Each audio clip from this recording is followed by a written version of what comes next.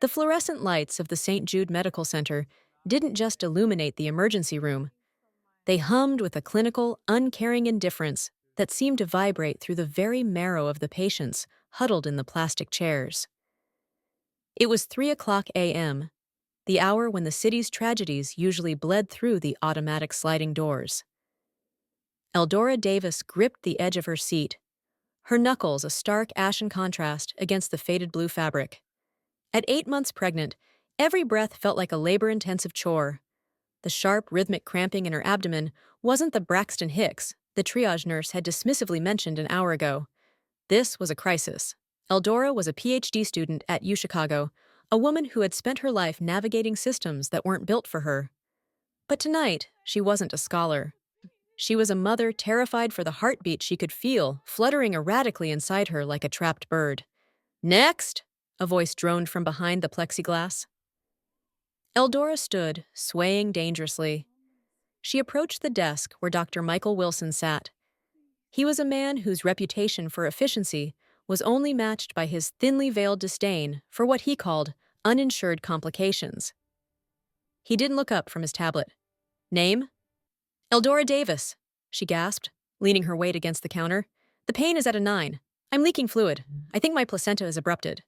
Wilson finally looked up. His gaze swept over her sweat-drenched brow and her simple maternity leggings. He didn't see a brilliant mind or a life in danger. He saw a statistic. "Miss Davis, we are at capacity with actual traumas. You're likely experiencing dehydration-induced contractions. Go home, drink a gallon of water, and call your OB/GYN in the morning." "I can't go home," Eldora whispered, a fresh wave of agony blooming in her pelvis. "Something is wrong, please. Just an ultrasound." "I'm not going to argue with you," Wilson said, his voice dropping into a dangerous, condescending calm. "If I admit every woman with a stomachache, this hospital shuts down. Security can escort you out if you can't walk." He turned his back. The dismissal was absolute. 2 security guards shifted uncomfortably, but began to step forward. Then, the automatic sliding doors hissed open. The air in the room changed instantly. It wasn't just the cold wind blowing in from the Chicago streets. It was the presence of the men who entered. At the center stood Kuang Ho. He wore a charcoal gray wool coat and a simple black turtleneck, his face carrying a terrifying stillness. Behind him stood 4 men, including his lead enforcer, the towering Sang-hoon. Kuang Ho's eyes locked onto Eldora, who was now slumped against the desk. "Dr. Wilson!" one of the nurses hissed, pointing toward the entrance. Wilson turned, his irritation peaking. "We are closed to new—" He stopped. He recognized the man. Even in the upper echelons of Chicago's medical board, the name of the investor, who had recently donated $5 million to the oncology wing, was whispered with awe. Kuang Ho didn't answer the doctor. He walked straight to Eldora and placed a hand on her shoulder. "Eldora, do you remember me?" She looked up, her eyes clouded with pain. "The boy? From the deli? Kuang?" "I am here," he whispered. He turned to Wilson, and the gentleness vanished. His eyes became 2 shards of ice. "Why is she standing in the lobby?" She's a non-emergency case, Chairman," Wilson stammered. "We have protocols. Your protocol is to let a woman die in your lobby because you do not like the color of her skin or the balance of her bank account?" Kuang Ho's voice wasn't loud, but it echoed in the silent ER. "That's an unfair accusation," Wilson cried. "I am a professional." Kuang Ho took a single step forward, and the room seemed to shrink. "You are a man who has forgotten who owns the floor you stand on. Before we see Dr. Wilson's face hit the floor, tell us, where are you watching from? Comment your city below and subscribe to my Afro-Korean boss stories so you never miss a rescue." The silence in the emergency room was no longer clinical. It was predatory. Dr. Wilson's breath hitched as Kuang Ho stood inches from him, the scent of expensive sandalwood and cold winter air radiating from the chairman's coat. The hospital staff, usually a blur of frantic motion, had frozen like statues. Kuang Ho's hand remained firmly but gently on Eldora's shoulder, a silent anchor as she swayed. He didn't look at the security guards, yet they stepped back instinctively, their bravado evaporating under the weight of Sang-hoon's gaze. Sang-hoon, a man whose very silhouette suggested a history of violence, stood like a stone sentinel behind his boss. "Chairman," Wilson began again, his voice cracking. "I think there's been a misunderstanding. The triage notes—" "I did not ask for your notes," Kuang Ho interrupted, his voice a low melodic threat. "I asked why a woman in active distress is being threatened with security. Does St. Jude Medical Center now specialize in graveyard management instead of healing?" Eldora let out a jagged moan, her fingers digging into the edge of the laminate desk. The physical toll of the last hour was carving deep lines into her face. She looked at Kuang Ho, the boy who had once sat at her mother's kitchen table, eating rice and stew with a ravenous, desperate hunger. That boy was gone. In his place was a man who moved with the lethal grace of a tiger. I can have her reevaluated," Wilson stammered, his eyes darting toward the nurses, looking for an ally. None came. The nurses were too busy staring at the men in charcoal coats, who had effectively seized control of the room without drawing a single weapon. "See, you will not reevaluate her," Kuang Ho said. He turned his head slightly, and Sang-hoon stepped forward, handing him a tablet.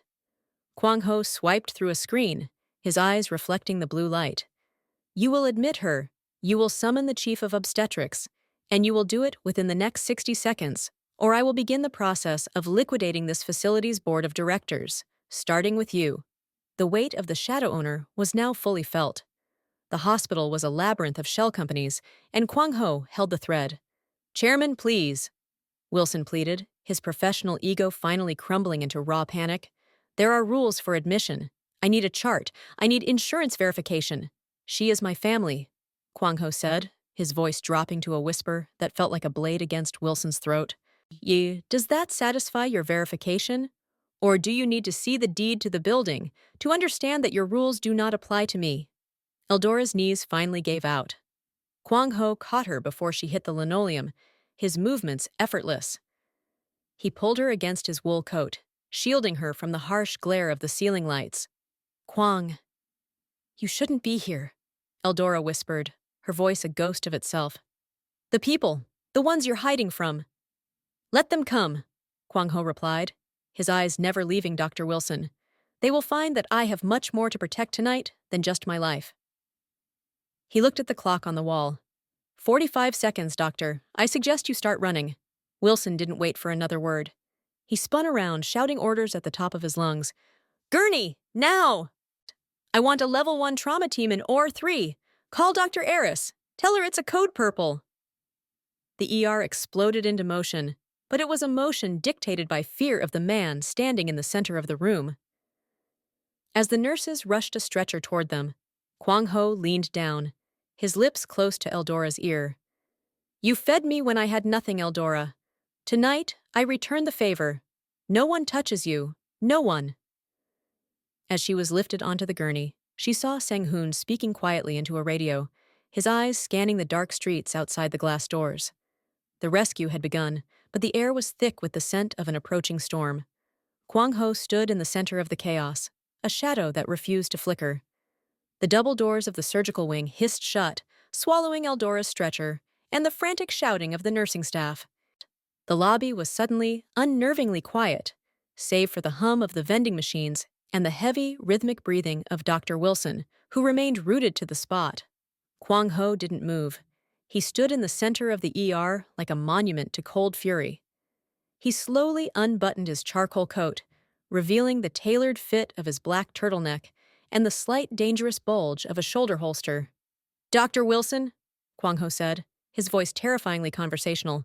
"A word." Wilson wiped a bead of sweat from his upper lip. "Chairman, she's in good hands now. I've personally seen to it. I should probably head back in to oversee—" "Stay," Kuang Ho commanded. The word was a physical weight. Sang-hoon, the towering enforcer, stepped forward and placed a slim black leather notebook on the triage desk. It looked unassuming, like a diary or a planner, but Wilson reacted as if a live grenade had been placed between them. "I believe you are familiar with the pharmaceutical kickback scandal at the Heights Clinic in 2022? Kuang Ho asked, his eyes tracking a flickering light in the ceiling. "The one where 3 senior board members were erased from the medical registry for taking bribes to overprescribe high-dosage opioids?" Wilson's face went from a panicked red to a ghostly, translucent white. I I was cleared in that internal audit. I don't know what you're talking about. The audit was a farce paid for by the same people who fed your greed, Kuang Ho replied. He reached out and flipped the notebook open with a single finger. Page 14. Your offshore account in the Cayman Islands is very active for a man on a mid-tier hospital salary. Every wire transfer, every dinner paid for by lobbyists, every patient you turned away because their insurance didn't offer a bonus. It's all here. Wilson reached for the book, his fingers trembling, but Sang-hoon's hand clamped down on his wrist. The sound of bone grinding against bone was audible in the silence. If Eldora Davis or her child suffers because of your delay, Kuang Ho continued, stepping closer until Wilson could see his own terrified reflection in the chairman's dark pupils, I don't call the police. I don't call the medical board. I call the people who provided those bribes. They are very private people, doctor. They don't like it when their paper trail is left in the hands of someone as disposable as you. Wilson nearly collapsed. He understood the subtext perfectly. The people who bribed him were monsters. And Kuang Ho was the man who kept the monsters on a leash. What do you want? Wilson wheezed, his ego completely extinguished. I want excellence, Kuang Ho said. I want every resource of this hospital directed toward her. If she needs a specialist flown in from Tokyo, you fly them in. If she needs a blood type you don't have, you find it. And most importantly, you will treat her with the dignity you denied her 10 minutes ago. Kuang Ho leaned in, his voice dropping to a jagged whisper. The notebook is a copy. The original is in a vault. Whether it stays there or ends up on the desk of a federal prosecutor depends entirely on the health of the woman in OR3. Do you understand your new protocol? Yes, Wilson whispered, his voice cracking. Yes. Say, Chairman. Then get out of my sight and start being the doctor you pretended to be, Kuang Ho said. Wilson grabbed the notebook and scrambled toward the surgical doors, nearly tripping over his own feet. He didn't look back. He ran as if the devil himself were chasing him, and in many ways, he was. Kuang Ho turned back to the glass doors of the entrance. The city outside was dark, but the headlights of 3 black SUVs were visible, turning into the hospital's ambulance bay with predatory slowness. Chairman, Sang-hoon said, his hand moving inside his coat to grip his firearm. The O'Malleys. They've tracked the car. Kuang Ho's face didn't change expression. He simply adjusted his cuffs. They have poor timing. Sang-hoon, ensure they don't make it past the lobby. I have a debt to pay. And I will not have it interrupted by street thugs. The hunter had become the protector, and the hospital was about to become a battlefield. As the sterile doors swallowed Dr. Wilson, the atmosphere in the ER lobby shifted from a confrontation of souls to a calculation of war. Kuang Ho stood in the center of the room, his stillness a stark contrast to the red emergency lights that had begun to pulse. Sang-hoon, Kuang Ho said, his voice devoid of emotion. Prepare the Michigan Avenue penthouse. I want the medical suite fully stocked. Neonatal equipment, private nursing, 24-hour security. If she survives this night, she never breathes the air of a public ward again. Sang-hoon nodded, his fingers flying across a secure encrypted device. And the PhD, Chairman? Her belongings? Retrieve them, Kuang Ho ordered. Every book, every paper? She thinks she is a woman with no resources. She will learn that under my shadow, she is a woman who wants for nothing. Kuang Ho's mind drifted to a different time, a time of ramen and broken heaters. He remembered a younger version of himself, shivering in a Chicago alley, bleeding from a debt he couldn't pay. Eldora's mother had found him, dragged him into her kitchen, and fed him from a pot that was half empty. She hadn't asked for his name or his sins. She had only seen his hunger. He looked at his hands, clean, manicured, and capable of ending a life with a single command. He had spent years building an empire of shipping lanes and logistics to ensure he would never be that hungry boy again. But looking at the spot where Eldora had nearly collapsed, he realized he was still paying for that bowl of stew.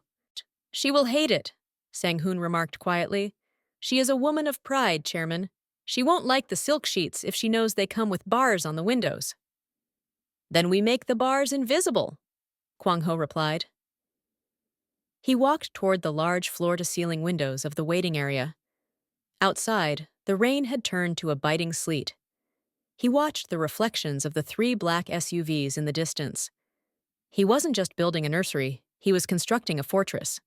Eldora Davis had been a ghost in the city, a brilliant mind ignored by the elite. Now, she was the most protected asset in the Midwest. He reached into his pocket and felt the cold, heavy weight of the gold dragon coin. It was more than currency, it was a mark. To the world, Eldora would appear to have been blessed by a miracle. But Kuang Ho knew the truth. Luxury was just a different kind of confinement. He was saving her life, but in doing so, he was pulling her into a world of shadows where kindness was a weakness and debts were settled in blood. "The transition is ready," Sang-hoon announced. "The transport team is on standby at the rear exit. But Chairman, the O'Malleys are moving." Kuang Ho's eyes hardened. The time for reflection was over. "Good. Let them see what happens when they try to enter my house." Chapter 5. The Siege of St. Jude. The automatic doors of the emergency room hissed open one final time before Sang-hoon smashed the control panel with the butt of his weapon. The glass didn't shatter, but the mechanism groaned and locked tight. Outside, the three black SUVs screeched to a halt in the ambulance bay, their headlights cutting through the sleet like the eyes of hungry wolves. "Chairman, they're deploying," Sang-hoon reported, his voice a low rumble. 12 men, heavy hardware. The O'Malleys aren't here to talk." Kuang Ho didn't flinch. He walked to the center of the lobby, pulled a chair from its row, and sat down. He crossed one leg over the other, the sharp crease of his trousers as precise as a razor's edge. He picked up a discarded lukewarm cup of hospital coffee and took a measured sip. To a casual observer, he looked like a man waiting for a delayed flight. To those who knew him, he was a king presiding over a battlefield. "They think I am vulnerable because I am in a house of healing," Kuang Ho said, his eyes fixed on the shadows moving behind the frosted glass of the entrance. "They forget that a hospital is simply a place where life and death are weighed. Tonight, the scale tips for them." The first shot rang out, a high-powered rifle round that spiderwebbed the reinforced glass, but failed to penetrate. Panic erupted among the few remaining civilian staff in the lobby. Nurses dove behind counters. A janitor abandoned his mop and bolted for the stairwell. "Sang-hoon," Kuang Ho said calmly, "clear the perimeter. Do not let a single bullet reach the surgical wing. Eldora is on the table. If a surgeon's hand slips because of a noise out here, I will hold you personally responsible." "Understood," Sang-hoon replied. He signaled to the three other men. They didn't move like bodyguards. They moved like ghosts. Two disappeared into the darkened gift shop to flank the entrance, while the third took a position behind a structural pillar. The front doors were kicked in with a rhythmic thud. 3 Irish hitters burst through, submachine guns leveled. They didn't even have time to register the chairman's seated figure before Sang-hoon's team opened fire. The violence was surgical. No wasted movements, no cinematic shouting. Just the suppressed thwip-thwip of professional-grade weaponry and the heavy thud of bodies hitting the floor. Kuang Ho didn't blink as a stray round shattered a vase of plastic flowers 3 feet from his head. He merely watched the blood spray across the white linoleum, a crimson map of a dying syndicate. "The O'Malleys have always been sloppy," Kuang Ho mused, setting his coffee cup down on a side table. "They think volume replaces precision. They think fear replaces loyalty." Outside, more men poured out of the SUVs, realizing their vanguard had been neutralized. They began to circle the building, looking for service entrances. "They're moving to the loading docks," a voice crackled over Sang-hoon's earpiece. "Intercept," Sang-hoon commanded. He turned to Kuang Ho. "Chairman, we should move you to the roof for the extraction. The police will be here in 8 minutes." "No," Kuang Ho said, his voice dropping into a register that made the air feel heavy. "If we leave, they will push through the lobby to find me. They will find the surgical wing. They will find the power room and cut the lights to draw me out. If the power dies, the ventilators die. If the ventilators die, Eldora's daughter dies." He stood up, his charcoal coat fluttering slightly. "We do not move. We turn this hospital into a fortress. Every hallway is a choke point. Every doorway is a grave. If the O'Malleys want my head, they will have to walk over a mountain of their own dead to get it." For the next 10 minutes, a silent, lethal war raged through the corridors of St. Jude. The sound of fighting echoed from the stairwells, the wet slap of blades, the muffled grunts of men dying in the dark. Kuang Ho remained in the lobby, the sole occupant of a desolate wasteland of plastic chairs and broken glass. He was the eye of the storm, a man who had traded his soul years ago to ensure that when he stood his ground, the world moved around him. A lone O'Malley hitman, bleeding from a scalp wound, stumbled through the side door. He raised his pistol, his eyes wild with the desperation of a dying man. Kuang Ho didn't reach for a gun. He didn't even move from his spot. Sang-hoon appeared from the shadows behind the man, his large hand wrapping around the shooter's throat with terrifying force. There was a sickening crack, and the man went limp. Sang-hoon dropped the body like trash and stepped over it to stand beside Kuang Ho. "The perimeter is secure, Chairman. The remaining O'Malleys are retreating. They didn't expect a private army in a maternity ward." Kuang Ho looked toward the surgical doors. His face, which had been a mask of stone throughout the slaughter, finally showed a flicker of something human. "And Eldora?" "The monitors are still humming," Sang-hoon said. "The power stayed on." Kuang Ho nodded, the adrenaline beginning to recede, replaced by a cold, calculating resolve. "Good. Now we deal with the mess. And before the sirens get too loud. The O'Malleys are at the door, and Eldora is on the table. If you aren't subscribed to my Afro-Korean boss stories yet, tell us why in the comments. Or hit that button now to see if they make it out alive." While the lobby of St. Jude Medical Center was being transformed into a grim gallery of fallen syndicates, the atmosphere inside Operating Room 3 was a different kind of violent. Here, the war wasn't fought with suppressed firearms or charcoal-coated enforcers, but with scalpels, adrenaline, and the frantic, rhythmic beeping of a failing heart. The air was thick with the metallic scent of blood and the sharp, stinging odor of antiseptic. Eldora Davis lay beneath the harsh, unforgiving glare of the surgical lamps, her face nearly translucent against the sterile green drapes. She was slipping. Every time the monitor let out a jagged, high-pitched whine, it signaled another piece of her life drifting away. Dr. Michael Wilson worked with a desperation that bordered on mania. His hands, usually so steady and arrogant, were trembling. He wasn't just fighting for Eldora's life. He was fighting for his own. He could still feel the phantom pressure of Kuang Ho's gaze on the back of his neck, a cold reminder that if the woman on this table stopped breathing, he would never leave this building alive. "Vitals are dropping. Pressure is 80/40 and falling," a nurse shouted, her voice tight with panic. "We're losing the fetal heart rate. We need to move now, doctor." "I know," Wilson bellowed, sweat stinging his eyes. "Prepare the incision site. Get the suction ready!" As he reached for a vial of emergency medication to stabilize Eldora's crashing blood pressure, a hand, firm, aged, and surprisingly strong, clamped onto his wrist. Wilson froze. He looked up into the eyes of Marta, the head nurse. Marta had been at St. Jude for 30 years. She was the backbone of the floor, a woman who had seen everything. But tonight, her eyes weren't filled with their usual steady resolve. They were wide, glassy, and swimming with a primal terror. "Don't," Marta whispered, her voice barely audible over the mechanical drone of the ventilators. "Marta, what the hell are you doing?" Wilson hissed, trying to shake her off. "She's crashing. If I don't get this line open, she's dead in 2 minutes." "The internal line," Marta said, her voice trembling so violently her surgical mask fluttered. "The O'Malleys. They called the desk in the break room while the shooting started. They said they have my son, Michael. They have Leo." Wilson felt a cold drop of sweat slide down his spine. "What are you talking about?" "They gave me a choice," Marta sobbed, though no tears could be seen through her goggles.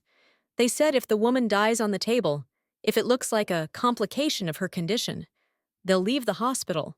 They'll let the staff go. They'll let my son go. But if she lives, if that baby survives, they'll burn the whole wing down with us in it. They have the oxygen mains, Michael. They'll blow the floor." The rest of the surgical team went still. The traitor within wasn't a villain by choice. She was a mother fueled by a different kind of desperation. Marta's hand tightened on Wilson's arm, her fingers bruising his skin through the latex. "Let her go," Marta pleaded. "She was already dying when she walked in. You said it yourself in the lobby. It's an easy lie. Just wait 60 seconds. That's all it takes. 1 minute of silence, and we all get to go home to our families. Wilson looked down at Eldora. For the first time in his career, he didn't see a patient, a statistic, or a bribe. He saw the humanity he had spent a decade burying under layers of cynicism and offshore accounts. He saw the way her hand, even in unconsciousness, seemed to protectively curl toward her abdomen. He thought of the black notebook in the lobby. He thought of Kuang Ho sitting in that plastic chair, waiting like an ancient god of vengeance. "Marta," Wilson whispered, his voice cracking with a sudden soul-weary clarity. "You don't understand. The men outside, the O'Malleys, they are just fire. They burn things and they leave." He looked toward the sealed surgical doors, imagining Kuang Ho's icy silhouette on the other side. "But the man out there, the chairman, if she dies on my table, he won't just kill us. He will erase us. He will make it so we never existed. He will find your son, and he will make him wish the O'Malleys had finished the job. There is no going home if Eldora Davis doesn't wake up." Marta's grip faltered. The reality of her situation, caught between two monsters, crushed the air from her lungs. "I have to do my job," Wilson said, his voice regaining a hard professional edge he hadn't used in years. "Not because I'm a good man, not because I'm a hero, but because I am terrified of what happens to the world if I fail that man in the lobby." Wilson pushed Marta aside with a force that sent her staggering against the equipment tray. "Clear the line!" Wilson screamed at the rest of the stunned staff.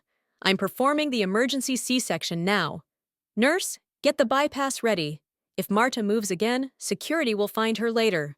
Right now, we are saving this woman." The room shifted back into high gear, but the tension was now doubled. Marta sank to the floor in the corner, burying her face in her hands, her silent sobs lost in the cacophony of medical intervention. Wilson stepped up to the table, his scalpel gleaming under the lights. He wasn't just cutting into skin. He was cutting through his own history of corruption. Every movement was precise, driven by a fear so absolute it had turned into a form of brilliance. "Scalpel!" he commanded. Outside, the sounds of the siege were fading, replaced by the distant, haunting wail of Chicago police sirens. But inside the OR, the real battle was just reaching its climax. Eldora's heart rate flatlined. The long, continuous tone of the EKG filled the room, a digital scream for help. "Internal massage," Wilson barked. "Don't you dare die on me, Miss Davis. Don't you dare leave me alone with him." He worked through the blood and the chaos, his eyes fixed on the task. He was a man possessed, a traitor to his own greed, fighting to bring a single spark of life back from the edge of a very deep, very dark shadow. The minutes stretched like hours. The air grew colder as the hospital's HVAC system struggled to maintain the pressure.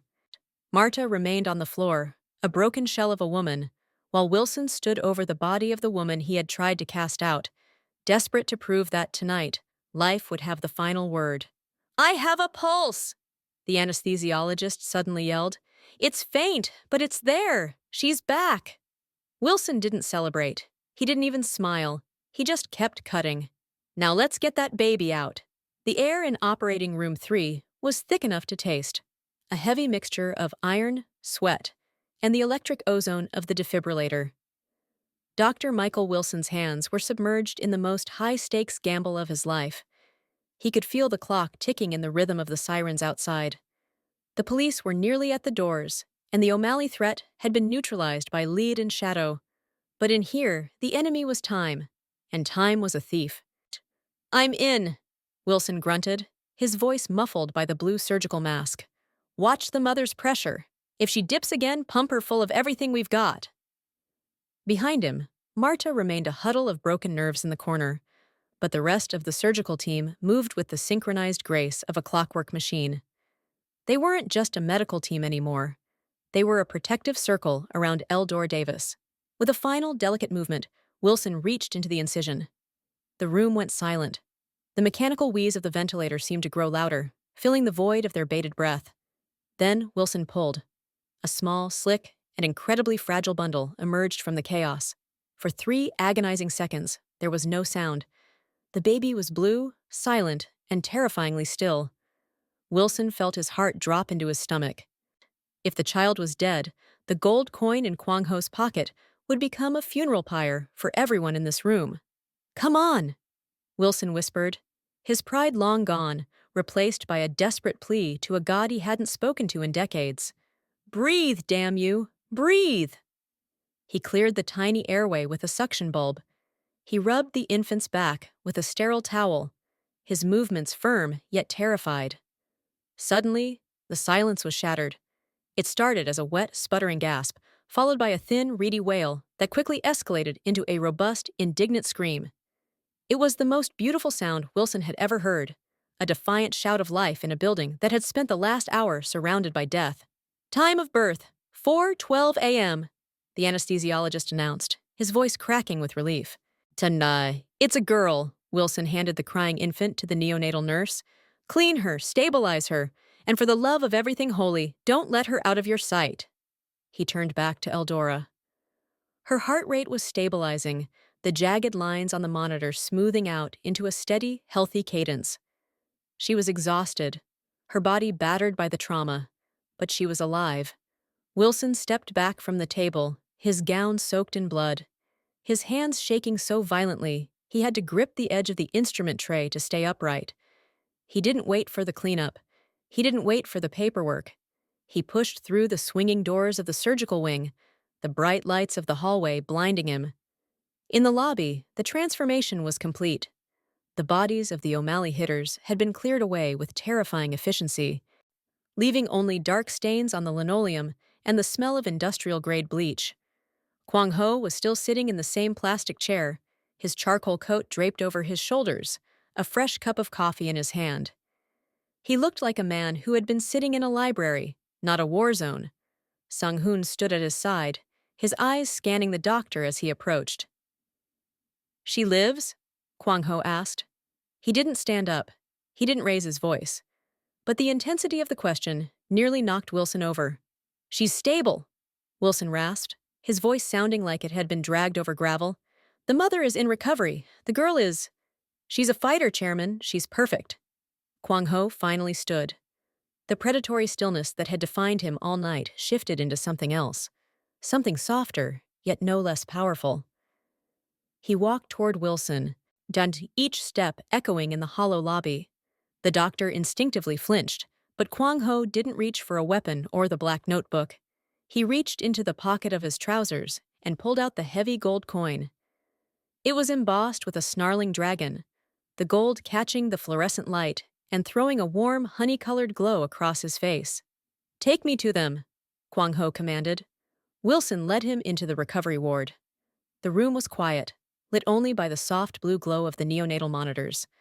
Eldora was asleep, her breathing deep and even. Beside her, in a clear plastic bassinet, the newborn was wrapped in a pink hospital blanket, her tiny fists bunched against her cheeks. Kuang Ho stood over the bassinet for a long time. The coldness in his eyes thawed completely, replaced by a look of profound, ancient debt. He reached out, his long fingers hovering just inches from the baby's face, before he gently tucked the gold coin into the folds of her blanket. This is her protection, Kuang Ho said, his voice a low vibration. In this city, there are many shadows, but anyone who sees this coin will know she is under mine. No hand will touch her, and no door will be closed to her. He turned to Wilson, the ice returning to his gaze. The notebook is a copy, Doctor, but remember this. I will be watching Eldora's recovery. I will be watching this child's first steps. If she so much as gets a fever that you don't treat with the full extent of your skill, the original goes to the feds. And if the O'Malleys, or anyone else, returns to finish what they started, you will be the first one I hold accountable. I understand, Wilson whispered. He knew he was no longer a free man. He had been traded from the O'Malley's greed to Kuang Ho's absolute guardianship. Kuang Ho looked back at the baby one last time. She has her grandmother's chin, he murmured to himself. He turned on his heel and walked out of the ward, Sang-hoon and his shadows trailing behind him. They moved through the lobby just as the first blue and red lights of the police cruisers began to pulse against the hospital's glass facade. By the time the officers burst through the doors with their weapons drawn, the chairman was gone. Kuang Ho vanished into the Chicago night, leaving behind a saved life, a ruined doctor, and a child who would grow up in the gilded safety of a dragon's shadow. Eldora is safe, but at what cost? Subscribe to my Afro-Korean boss stories now to unlock the secret of the gold coin. Or tell us in the comments what you would do in her shoes. 1 month later, the clinical hum of St. Jude Medical Center was a fading nightmare, replaced by the hushed, expensive silence of a penthouse overlooking Lake Michigan. Eldora Davis sat on a sofa upholstered in velvet that felt like liquid silk, cradling her daughter, Maya. The apartment was a masterpiece of glass and steel, a palace that seemed to float above the grit of the city she once knew. Everything here was perfect. The air was climate-controlled to the exact degree of a spring afternoon. The kitchen was stocked with organic produce she hadn't ordered, and the nursery was a sanctuary of hand-carved wood and hypoallergenic fabrics. It was the golden cage Kuang Ho had promised. Eldora looked down at her daughter. Maya was thriving, her skin glowing with health, her tiny fingers often curling around the heavy gold dragon coin that now hung from a delicate, unbreakable chain above her crib. Eldora knew she should feel lucky. She was a PhD student who had been facing homelessness and a medical death sentence. Now, she was living in a level of luxury most people only saw in movies. But the silence of the penthouse was heavy. It was the silence of a vault. She stood up and walked to the floor-to-ceiling windows. From this height, the people on the street looked like ants. She saw the black SUVs parked at the entrance of the building, Kuang Ho's men, ever present, ever watchful. They were her protectors, but they were also her jailers. She hadn't seen Kuang Ho since the night in the recovery ward, but his presence was everywhere.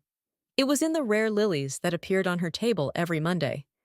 It was in the tuition-paid receipt that had appeared in her email for her final year of doctoral research. It was also in the internalized low self-esteem that gnawed at her late at night. She was a scholar of systems, yet she had become a dependent of a system she didn't understand. She felt like a ghost haunting a billionaire's dream. A soft chime echoed through the apartment. It was the encrypted intercom. "Miss Davis," a polite mechanical voice said. "A delivery has arrived. It has been swept and cleared." Eldora opened the door to find a small silver tray sitting on a marble pedestal. On it lay a bouquet of lilies and a simple card. She picked it up, her heart skipping a beat. For the daughter of a friend, the card read in elegant, precise script. "The world is loud, but here you are safe." She touched the petals, their scent filling her lungs. It was a gesture of sensory luxury that should have comforted her, but it only deepened her isolation. She realized that while Kuang Ho had saved her life, he had also claimed it. She was no longer Eldora Davis, the independent researcher. She was the protected asset. She walked back to the sofa and picked up her phone to call her sister, needing a voice that didn't sound like a security briefing. But before she could dial, a news notification flashed across the screen, a jagged reminder that the world outside her palace was still burning. Massive explosion at O'Malley Logistics Hub. Police link blast to international syndicate. Eldora dropped the phone. The looming shadow was no longer a metaphor. It was a reality that reached even into her silk-lined sanctuary. She looked at Maya, who was sleeping peacefully, oblivious to the war being waged in her name. Eldora realized that the gold coin wasn't just protection, it was a beacon. And as long as she stayed in this palace, she was waiting for the moment the doors wouldn't just open, they would be torn down. She was safe, but she was a prisoner of a debt that could never be fully paid. The serene, blue-tinted light of the Lake Michigan dawn crept across the marble floors of the penthouse, but for Eldora, the beauty of the view had become a taunt. She sat at the mahogany breakfast bar, a cup of expensive artisan coffee cooling in her hands. The high-contrast prose of her life was now undeniable. She wore a $500 silk robe, yet her heart beat with the same frantic rhythm it had in the dirty ER waiting room. She picked up her phone again, her thumb hovering over the news notification that had shattered her peace. The executioner's news was circulating through every major outlet in Chicago. O'Malley Logistics Hub leveled in midnight blast, no survivors reported. The report detailed a surgical strike on the Irish syndicate's headquarters. It hadn't been a messy gang war. It had been an erasure. The police were baffled by the lack of forensic evidence, but Eldora knew better. This was Kuang Ho's logistics at work. He wasn't just a donor or a businessman, he was a reaper in a charcoal coat. As she scrolled, a second headline, smaller and buried beneath the fold of the digital front page, made her breath hitch. Prominent surgeon found dead in apparent suicide. Dr. Michael Wilson leaves behind brief note. Eldora's phone slipped from her hand and clattering onto the stone counter. Wilson, the man who had tried to turn her away, then saved her life under the threat of a black ledger, was gone. The report was clinical, a self-inflicted overdose of the very opioids he had once been accused of overprescribing. But Eldora saw the looming shadow between the lines. Wilson hadn't just died. He had been retired. He was a loose end in a world where loose ends were handled with lethal, permanent precision. She looked toward the nursery door. The golden cage suddenly felt smaller, the walls closing in. She realized that everyone touched by the events of that night at St. Jude was being systematically relocated or removed from the board. Kuang Ho was cleaning the slate, creating a vacuum of silence around her and Maya. "Is this the price?" she whispered to the empty, air-conditioned room. The emotional rhythm of her day took a sharp, tense turn toward fear. She realized that her safety was predicated on the absolute control of one man. If Kuang Ho was the one holding the leash of the monsters, who was holding his? She stood up and paced the length of the living room, her bare feet silent on the thick Persian rugs. Every luxury item in the room, the hand-blown glass vases, the original oil paintings, the state-of-the-art security monitors, now felt like a trophy of a war she hadn't asked to join. She was the protected, but in Kuang Ho's world, protection was indistinguishable from possession. Suddenly, the apartment's main computer terminal chimed. It was a restricted alert. Usually these were mundane, notifications of grocery deliveries or scheduled maintenance. But this was different. The screen didn't show the concierge. It showed a map of the city with red blinking dots converging on the Michigan Avenue district. A support character, the building's head of security, a man named Elias, whom Kuang Ho had handpicked to guard Eldora, appeared on the wall-mounted screen. His face, usually a mask of professional boredom, was tight with urgency. "Miss Davis," Elias said, his voice clipped. "We have a breach in the outer perimeter. Not the police. Someone else." "Who?" Eldora asked, rushing to the nursery to scoop Maya into her arms. "We don't know yet," Elias replied. "But the chairman is not answering his secure line. This hasn't happened in 5 years. I need you to move to the safe room, now." The tone of the story shifted from the quiet dread of the palace to the high-stakes tension of a thriller. Eldora clutched Maya to her chest, the gold dragon coin around the baby's neck pressing into Eldora's palm. The coin, once a symbol of safety, now felt like a heavy, cold weight. She realized the truth. The O'Malleys were gone, and Dr. Wilson was dead. But the final boss was only just arriving. The news of the explosion hadn't been the end of the story. It had been the opening bell for a new, more dangerous challenger. Kuang Ho had cleared the city of his local rivals, but in doing so, he had drawn the eyes of the international players he had spent his life trying to outrun. As she stepped into the hidden safe room behind the library's bookshelf, the lights in the penthouse flickered and died. The golden cage was plunged into darkness.